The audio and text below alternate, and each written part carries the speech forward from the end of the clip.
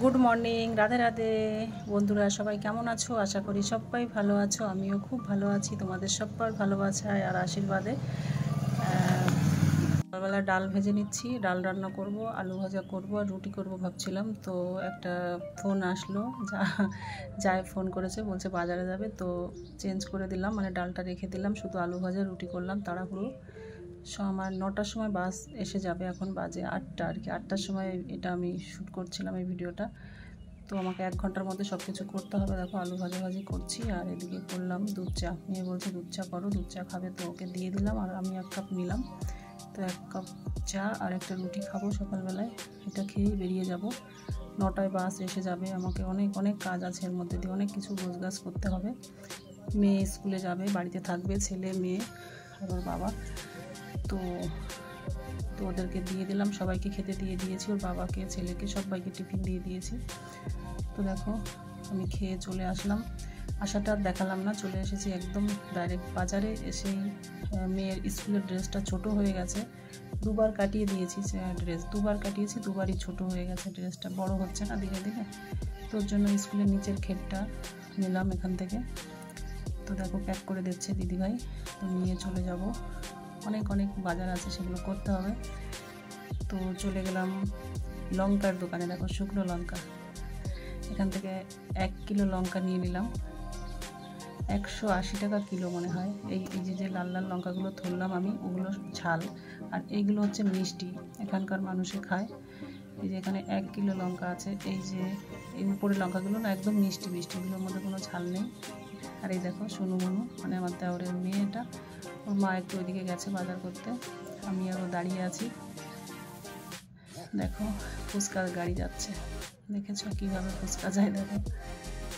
তো চলো ঘুরতে ঘুরতে, মানে খিদে পেয়ে গেছে মেয়েটা, মানে দেওরের মেয়ে বলছে মাম্মি কিছু খাবো, তো ওকে কিছু খাওয়ানোর জন্য ওই মানে আমাদের বাজারের ভেতরেই একটা দোকান আছে, সেখানে বসেছি। আর আমি যে ঘর থেকে রুটি নিয়ে গেছিলাম সেটাই খেয়েছি ওখানে বসে। আর ওকে একটা বার্গার খেয়েছে ওই দেওরের মেয়েটা, আর একটা কেক কিনে দিয়েছে 1 পিস ছোটো, তো খেতে পারেনি, ওর মা খাচ্ছে দেখো বসে বসে, আমি আবার ভিডিও করে দিলাম।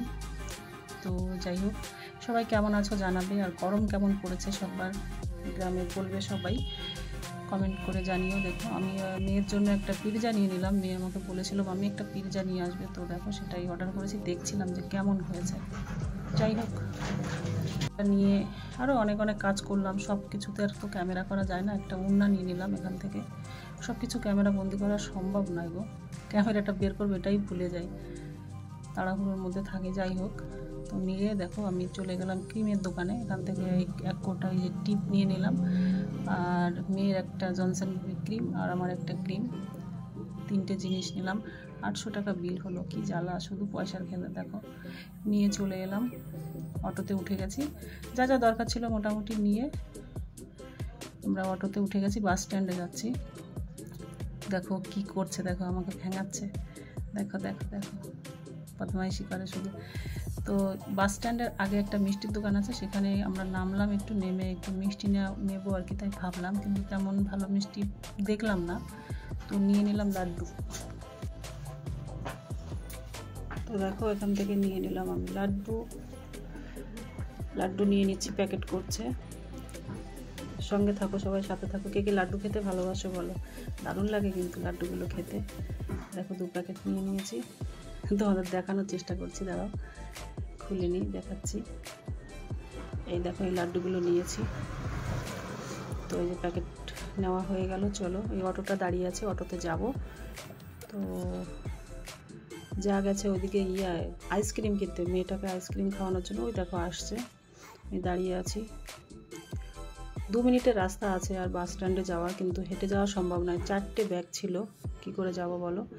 তো চলো চলে আসলাম বাড়িতে। দেখো কি কি সবজি এনেছি, কুমড়ো, পটল, লঙ্কা, টমেটো, পেঁয়াজ, বেসন, খরবুজা, এখানে কাঁঠাল, ধনেপাতা, লঙ্কা এনেছি 1 কিলো, তরমুজ এনেছিলাম, তরমুজটা কেটে খেয়ে নিয়েছে, মানে অনেক কিছু। দেখো এইগুলো আমার মানে উঁচু করে নিয়ে আসতে, পোস্ত ছিল, তারপর তোমার লেবু ছিল, মুড়ি ছিল, আর এদিকে আমি রান্না বসিয়ে দিয়েছি।